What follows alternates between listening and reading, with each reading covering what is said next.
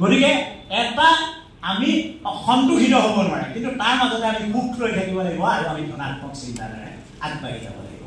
এই যে ধনাত্মক চিন্তাধাৰা আৰু আমি সুখী হৈ থকা যিটো আমাৰ চিন্তাধাৰা, সেই চিন্তাধাৰা থকা ব্যক্তিসকলে কিন্তু সমাজৰ কিছু কাম কৰি থাকিব পাৰে, সেইসকলেই কাম কৰি থাকে।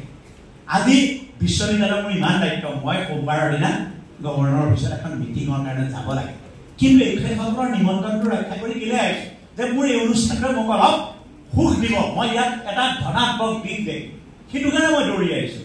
যথেষ্ট কাম আছে মোৰ, মই নিজে সময়টো 3 বজাৰ পৰা 3:30 কৰি লৈছোঁ, কিন্তু মই আহিম কাৰণ তেখেতসকলে মোক নিমন্ত্ৰণ দিবলৈ গৈছে। কাৰণ কথাটো হ'ল মোক যে বিচাৰিছে সেইটো এটা মোৰ সুখ, সন্তুষ্টি সেইখিনিতে হৈছে মোৰ। কেনেকৈ আপুনি চাওকচোন, লাহে লাহে যেতিয়া আপোনাৰ বয়স হৈ আহি গৈ থাকিব, আপোনাক যেতিয়া কোনেও নিবিচাৰিব, তাৰমানে মই সমাজৰ কাৰণে প্ৰয়োজনীয় এজন, কোনোবাই হিন্দী ক'ব পাৰে আৰু কোনোবাই ইংৰাজী, কেৱল ইয়াত কোৱা মানুহ নহ'লেও ইংৰাজী হয়তো লিখিবান হ'ব পাৰে। গতিকে আমি সকলো কিন্তু এটা, আমি ৰাজনৈতিক ব্যক্তি নহয়, আমাৰ কাৰণে কিন্তু কোনো ভাগ নাই, আমি সকলো একত্ৰিত হৈ ধৰ্ম, জাতি, বৰ্ণ নিৰ্বিশেষে আমি বৃহৎ অসমীয়া জাতি গঢ়িবৰ কাৰণে আমি কাম কৰি যাব লাগে। সেইটোৱে আমাৰ পথ হ'ব লাগে, কোনো কাজিয়া পাচাল নোহোৱাকৈ যাতে আমি বৃহৎ অসমীয়া জাতিটোক কেনেকৈ আগবঢ়াই নিব পাৰোঁ তাৰ চিন্তা কৰিব লাগে।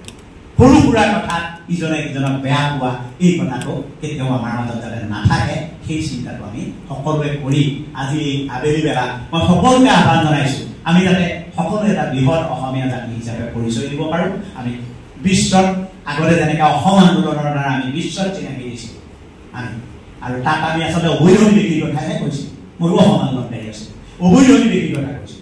গতিকে আমি অবৈধ মানুহক থকাৰ কথা আমি নিবিচাৰোঁ, কিন্তু বৈধ সকলো ব্যক্তি যাতে সদায় আমি একত্ৰিত হৈ থাকিব পাৰোঁ, সেই চিন্তাধাৰাৰে যাতে আমি জাতিটো আগবাঢ়ি যাব পাৰোঁ। আজি দিবৰো মঞ্চই 4টা ভাষাৰ সংযোজন কৰি এই মেগাজিনখন উলিয়াই সেই এটা বাৰ্তা আপোনালোকলৈ দিবলৈ বিচাৰিছে, আৰু মই আশা কৰিম এই বাৰ্তাটো সকলোৱে ধৰি ৰাখিব আৰু এইদৰে আমাৰ ৰাজ্যখনক আগবাঢ়ি যোৱাত সহায় কৰিব।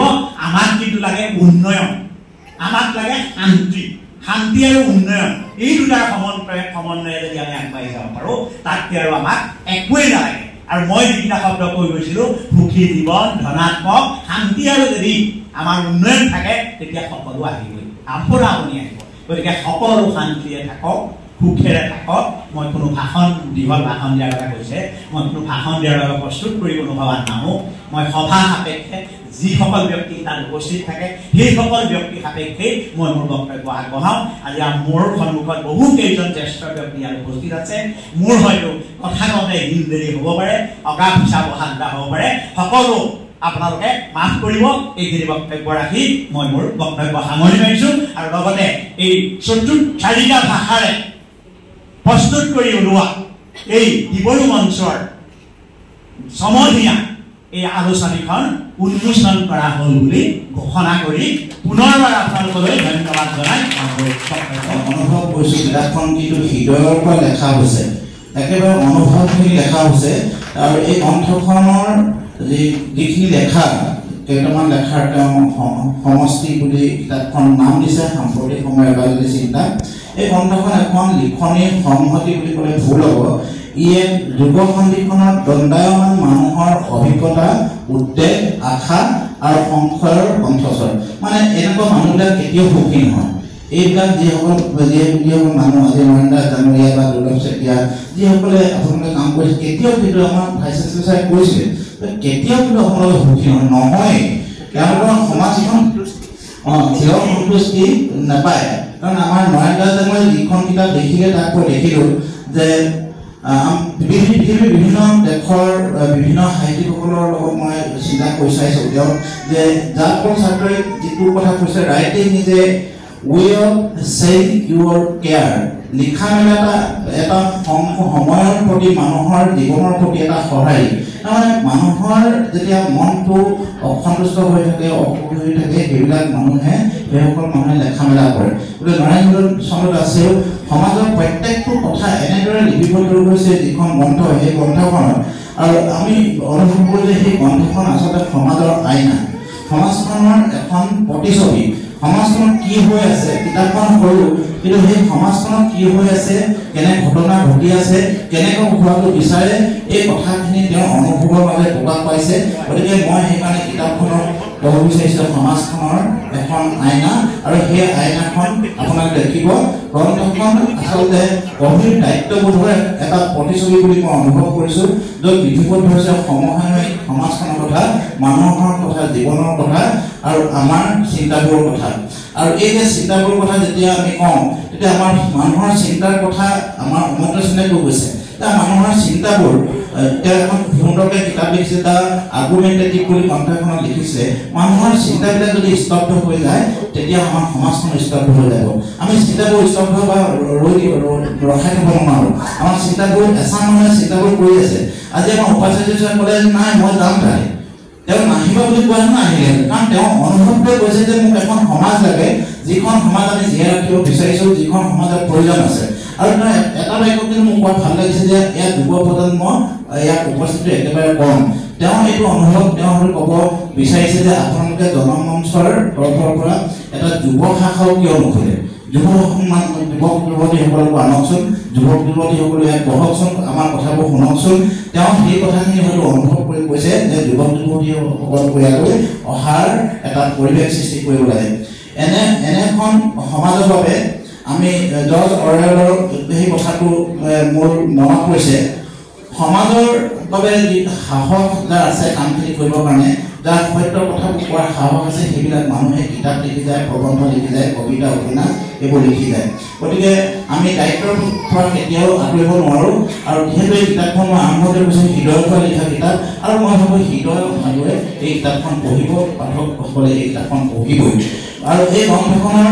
মানুহৰ মনোজগতৰ মানে মই দেখিলোঁ যে বিভিন্ন দিশ যদি কিতাপখন সৰু একেবাৰে ক্ষুদ্ৰ কিন্তু এই কিতাপখনত মই দেখিছোঁ যে মানুহৰ মনোজগতখনৰ প্ৰত্যেকটো ছবি তেওঁ অংকন কৰিবলৈ চেষ্টা কৰি আছে সেয়া ৰাজনৈতিক সামাজিক সাংস্কৃতিক আৰু মূল্যবোধৰ যিটো অৱক্ষয় আমি আজিকালি কৈ আছোঁ যে মূল্যবোধৰ অৱক্ষয় হৈছে সমাজখন শেষি এইবোৰ নাই গতিকে এই মূল্যবোধৰ অৱক্ষয়ৰ যিটো দ্বন্দ্ব সেই দ্বন্দ্ববোৰ নৰেন্দ্ৰ দাসে যেতিয়া মোৰ তালৈ আহে মই সদায় এই কথাবোৰ ডিব্ৰু জনমঞ্চ মানে ডিব্ৰুবাসীৰ এটা মঞ্চ আমি সেই উদ্দেশ্যলৈ এই নামকৰণ কৰিছিলোঁ আৰু সেই একেটা উদ্দেশ্যলৈ এই চতুৰ্ভাষী আলোচনীখন আমি প্ৰকাশ কৰাৰ এটা ব্যৱস্থা কৰিছিলোঁ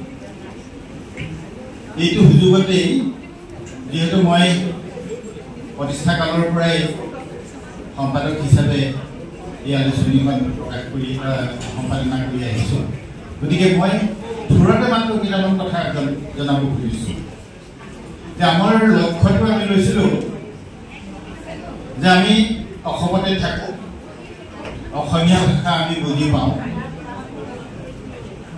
মোৰ ধৰ্ম বেলেগ হ'ব পাৰে মোৰ ভাষা মোৰ মাতৃভাষা বেলেগ হ'ব পাৰে গতিকে সেইসকলে যদি অসমীয়া ভাষাত লেখা মেলা কৰে তেনেহ'লে অসমীয়া ভাষাটো সমৃদ্ধ হ'ব আৰু অসমীয়া ভাষাটো সম্প্ৰসাৰণ হ'ব এক নম্বৰ দুই নম্বৰ আছিলে আমাৰ যে অন্য ভাষাভাষী লোকে যিসকল লেখক লেখিকা আছে তেখেতলোকেও যদি অসমীয়া ভাষাত লেখা মেলা কৰে অনুৰূপে অসমীয়া ভাষাত লেখা মেলা কৰি থকা লোকসকলেও যদি আমাৰ প্ৰতিবেশী যিবিলাক ভাষা আছে বাংলা ভাষা হিন্দী ভাষা সেইবিলাকত যদি লেখা মেলা কৰে তেনেহ'লে সেইদৰেও আমাৰ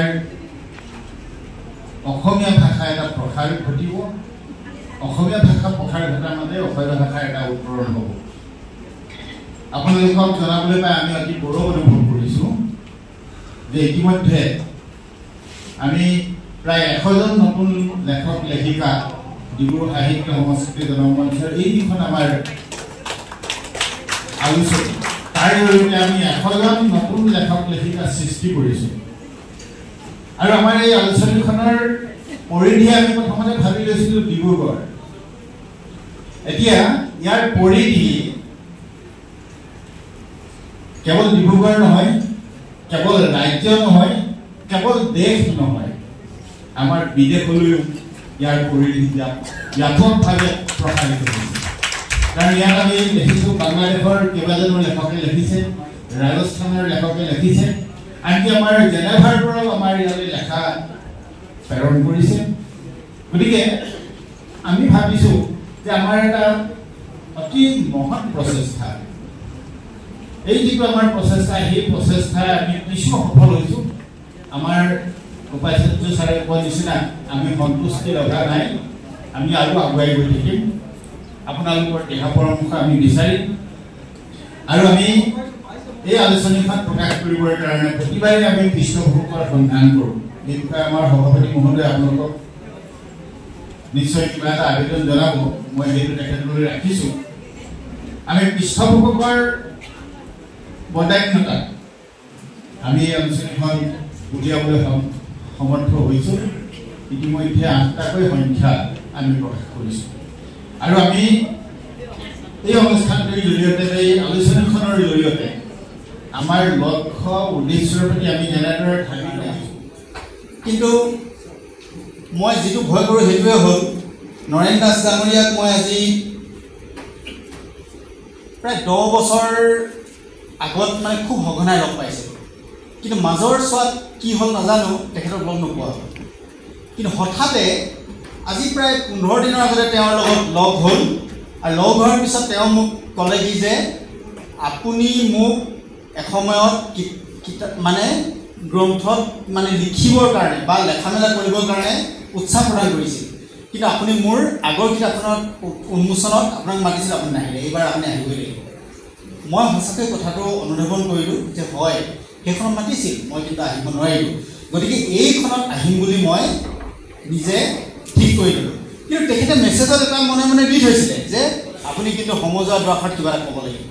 এতিয়া আমাৰ এইটো সমস্যা হয় যে আমি সাংবাদিকসকলে ক'লে আচলতে কথাবোৰ অলপ ভাল নালাগে যেন লাগে, কাৰণ আমি বাতৰিখিনি আনে কি কয় সেইটোহে আমি সংগ্ৰহ কৰোঁ আৰু সেইখিনি ৰাইজলৈ আমি পঠাই দিওঁ।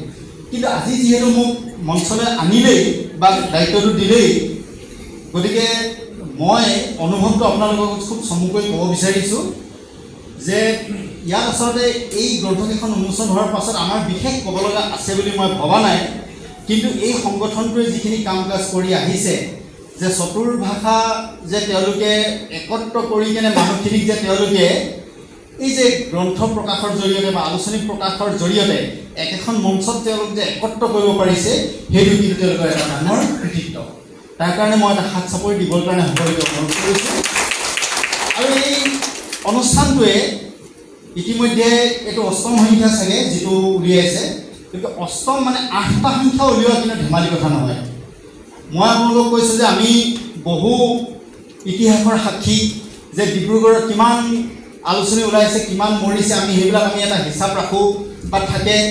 গতিকে এই যে আপোনালোকৰ আজি 8টা সংখ্যা আজি যে আপোনালোকৰ জীয়াই আছে, এটা মানে ধাৰাবাহিকতা ৰক্ষা কৰি আছে, সেইটো কিন্তু অত্যন্ত ডাঙৰ কথা।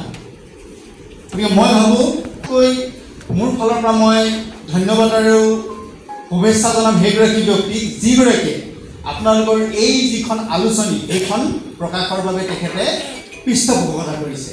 তৰুণ চন্দ্ৰ বৰা ডাঙৰীয়া, আপোনালৈ মোৰ সেই ধন্যবাদ থাকিল। মই সংগঠনটোৰ হৈ বা মই এগৰাকী ডিব্ৰুগড়ৰ নাগৰিক হৈ বা এগৰাকী সাংবাদিক বা এগৰাকী সাহিত্য ৰক্ষী হিচাপে আপোনাৰ এই বদান্যতাৰ শলাগ লৈছোঁ। আপুনি অনাগত দিনতো এই সংগঠনটোক আপুনি সহায় কৰিব আৰু আপোনাৰ দৰে আন 10জনকো যাতে এই কামৰ কাৰণে আমি তেওঁলোকক মানে আমি যাতে এই প্ৰচেষ্টাত সহযোগী কৰিব পাৰোঁ, তাৰ কাৰণে সকলোৱে তেওঁৰ যি পথ পৃষ্ঠপোষকতা কৰিলে, আমাক সহায় কৰিলে 8ম সংখ্যা প্ৰকাশৰ বাবে, সেইদৰে আপোনালোকৰ মাজৰ পৰাও যাতে আগবাঢ়ি আহে, এই আহ্বান মই সদায় ৰাখিম। সভাপতি হিচাপে আশা কৰিছোঁ আপোনালোকৰ মাজৰ পৰা 9ম সংখ্যাৰ কাৰণে আমাক পৃষ্ঠপোষকতা কৰক, কাৰণ মই জনাত চতুৰ্ভাষী আলোচনী ভাৰতবৰ্ষত এইখনেই প্ৰথম। আৰু এইখন যদি আৰ্থিক অনাটনৰ বাবে বন্ধ হৈ যাব লগা হয়, তেতিয়া ইয়াতকৈ দুখৰ বিষয় একো নাথাকে। আমি বহু আশা কৰি এইখন আৰম্ভ কৰিছিলোঁ আৰু এতিয়ালৈকে চলাই আছোঁ।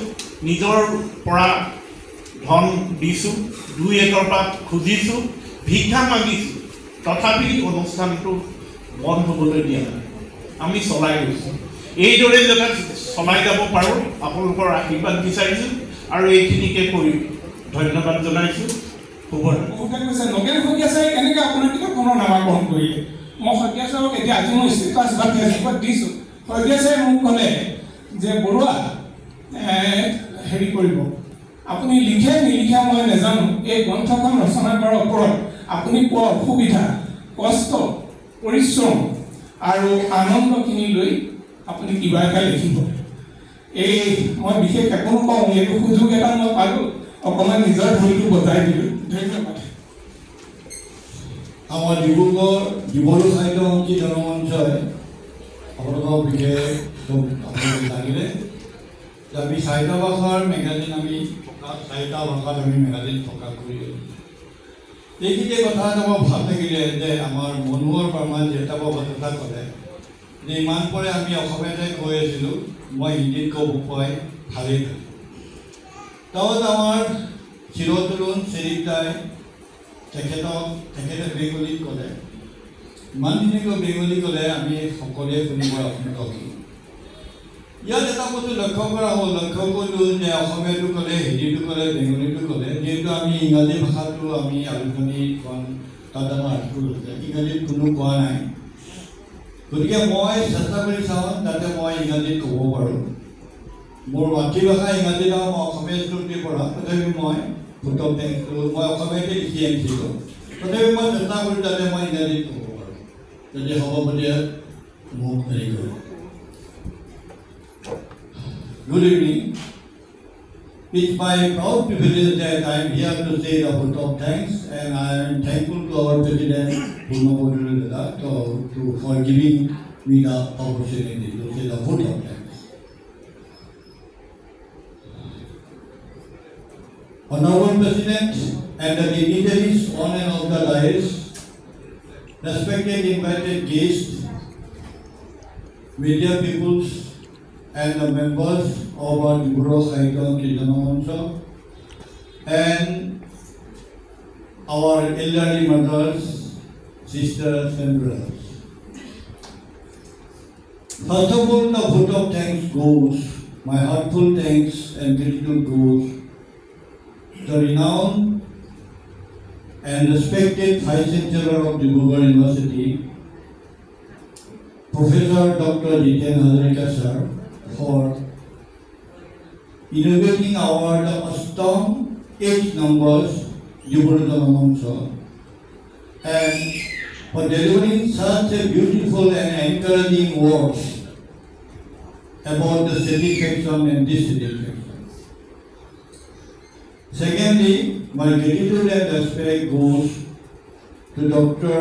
Sasikanta Shaikia sir for his very encouraging and beautiful words of encouraging, and the meeting where we are organizing this hall, the Srimanta Honkadev Hall, for giving us this hall in free of cost. Thank you, sir.